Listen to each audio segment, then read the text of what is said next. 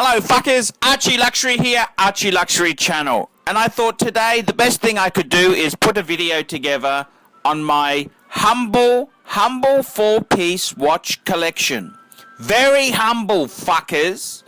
And let's take a look at it. Now look fuckers, the piece which has remained constant, it starred in the Archie 5 and it's also remained in the this new 4-piece ensemble, is Archibald Chesterfield's Jaeger-LeCoultre Reverso Grand Date. And I gotta tell you fuckers, I just adore this watch. Absolutely adore it. And I think it's probably the finest luxury dress watch. Well, it's the finest. Of course it's the fucking finest. I sold my Calatrava. Look, it's probably the finest steel dress watch, okay? I still think the Calatrava takes the title of the best dress watch or the best precious metal dress watch. But this Reverso, now hear me out fuckers, hear me out. I say this because the Reverso itself, it was meant to be in steel. This watch was a sports watch designed for polo players, British officer class members. These were good punters. They were lieutenant and above. And governor, they came from good families. How the empire has fallen when people like Archibald Chesterfield III can wear this stuff. And I love it. A lot of intricate design, very complicated case. There's something like 80 parts that make up this case. And it's such a impressive watch. Jaeger-LeCoultre is a very horology brand. Very luxurious horology. Underrated. It's under the radar. Most people in society don't know what a Reverso is. I mean, it's an iconic member of the upper luxury wristwatch family, but it's still discreet enough to be under the radar. And this is a fabulous. It's steel, manual wind on a leather strap, 8-day power reserve, 2-disc date. It's fucking beautiful. Display back. It's fucking amazing. Absolutely amazing. I love this piece to death. It was given to me by one of my previous wives, and it's got a bit of sentimental value there, even though, you know, that marriage may not still be in existence. It's got a lot of cachet to it for me. I love this watch. It's the keeper. It's the one piece that has remained constant in Archie's roller coaster of a life. So I got to tell you, I think as a dress watch, it's superb. It's stunning. And look at these photos, fuckers. This is one cool fucker of a wristwatch. Absolutely love the guilloche dial. I love the Arabics on the dial. Everything about this piece screams ArchieLuxury. It's just so cool. I love the strap. I love everything about it. It's the quintessential steel dress watch. And you can wear it in a variety of applications. So, fuckers, that's one of the pieces I really love, fuckers. Okay, fuckers. Now, the next piece is, of course, something as equally as pretentious. It's my Breguet Type 20. And I got a really soft spot for this piece here. It is a cool piece.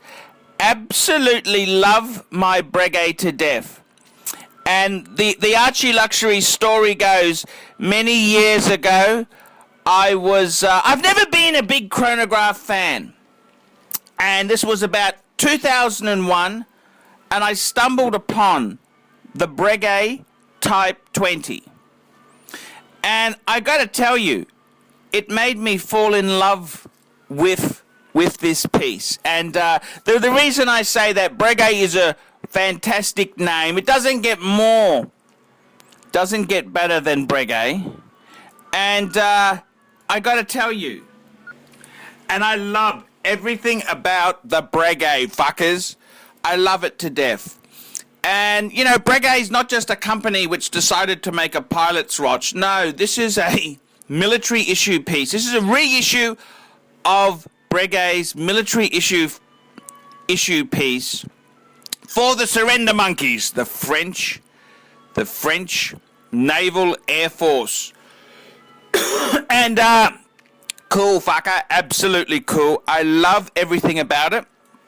OMMANEY movement.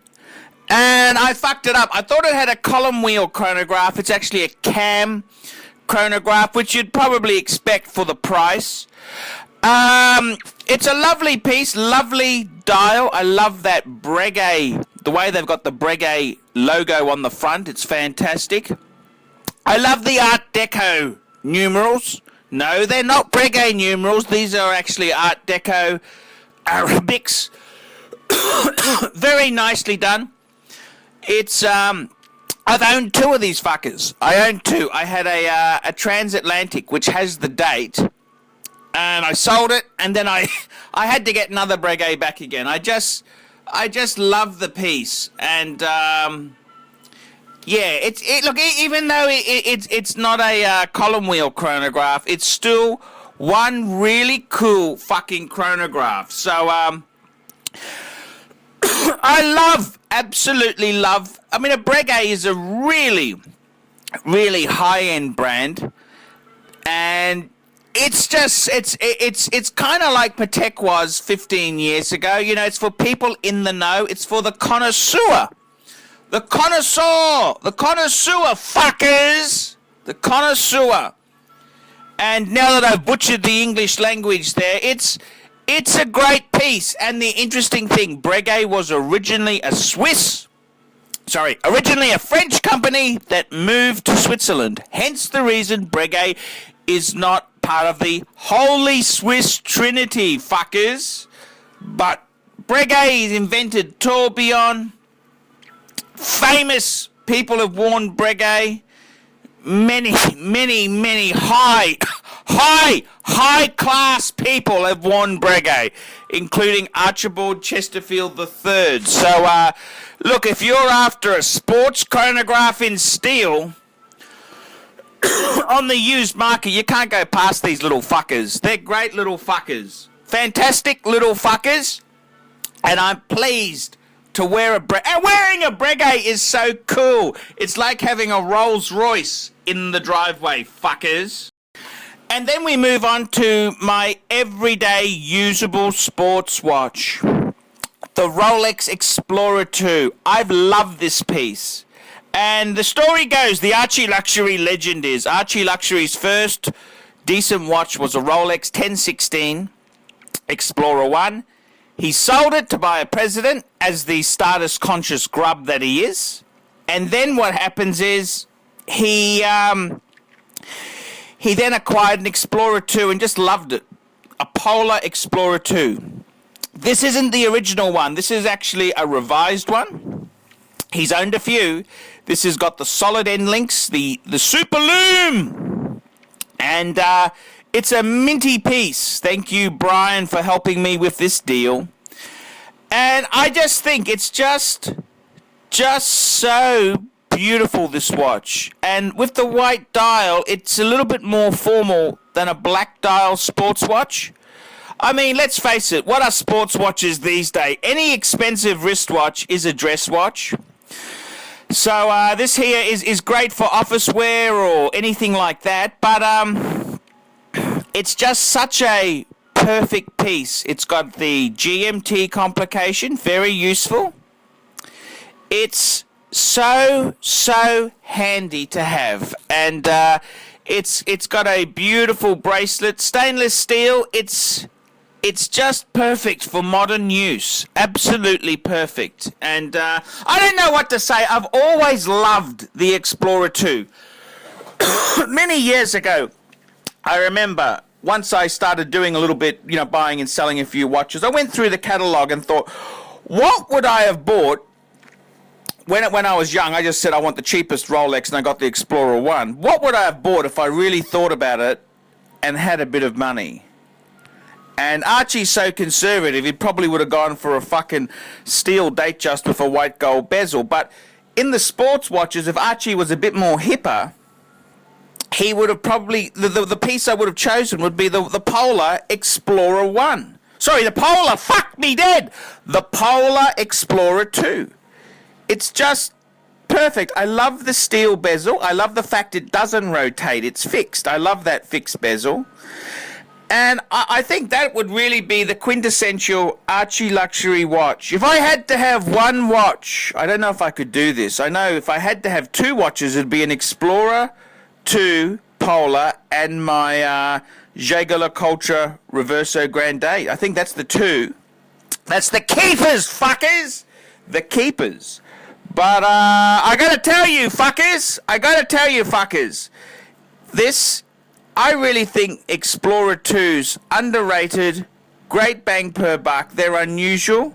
And I love the fact that it's got the huge triangle at the 12 position. It's just such a cool piece, just how the Explorer is done. I know the Sub does it as well, but it's just so cool. Just how it's just a stealthy... It's a watch for, not a knob. You know, the Submariners is just so common. I mean, they're expensive. They're a good watch, but you know, every fucker just buys one. But an Explorer 2, you really got to know your shit. It says yes, it's a Rolex, but I know a little bit more than the average bear. That's why I've gone for this delight, and I love it. I absolutely love my Explorer 2. And I think this is probably the perfect one. I love it. It's the no holes case. This is probably the perfect one for me. And touch wood, she's a keeper, fuckers. Okay. And finally, my ultimate in fuck off wristwatches. The ultimate in get the fuck out of my way, you piece of shit. What could it be? It could only be my solid gold Sub, fuckers. I mean, this is ArchieLuxury at its best. And look, don't be sad for me. Yes, I sold my two Pateks, but a solid gold Sub, I need an outlandish sort of piece. And I think this actually covers it beautifully. It's just so... I've always loved the blue dial on the solid gold Submariner, and I admit, if my ego was a bit less, I could probably get away with the two-tone, the bluesy two-tone. But you know what Archibald's like? It's ego, it's nasty shit. He wants to be the biggest swinging dick in the place, and it doesn't get much grander than a solid gold Submariner, fuckers. I mean, have you seen anything so loud and obscene? And it's sort of an oxymoron. It's a sports watch in solid gold. It's sort of, it's like having one of those really expensive SUVs, you know, those things like a Range Rover or a Bentley four-wheel drive, and you can't take it off-road because it's too valuable. You know, it's one of those sort of oxymorons in life, but it's an interesting piece, and I've enjoyed it. I'm enjoying it greatly, so I love it. I absolutely love the solid gold, the ultimate dealer principle. The ultimate dealer principle car dealer watch, and it's a heavy fucker. It's quite amazing. I'm getting a lot of enjoyment out of it, and that's what watches. This is what collecting's about. It's the enjoyment. And forget what the Patek advertisement says. I mean, fuck me dead. If you leave it to your snivelling children, they just sell the fucking thing. They really don't love these things. Experience a wide range of watches, and hey, fuckers, that's enjoying life. I'm Archibald Chesterfield III. This has been a look at my 4 pieces, my humble quartet. Tell me what you fuckers think. Tell me what you think of the photos. I've been playing around with them. I still want to get a perfect set. I don't think these are perfect, but I'm working on it. See you later, fuckers! And no nasty comments! I put a bit of effort into this video here. I photographed the pieces, I shot them in RAW, I edited them in, I just used I don't have Lightroom. I'm just using the Nikon FX2 software, which kind of sucks. And, you know, I put this, you know, I thought about it for a couple of days, you know, to share my passion with you fuckers there. So don't grill me alive! Don't grill me alive, fuckers! See you later!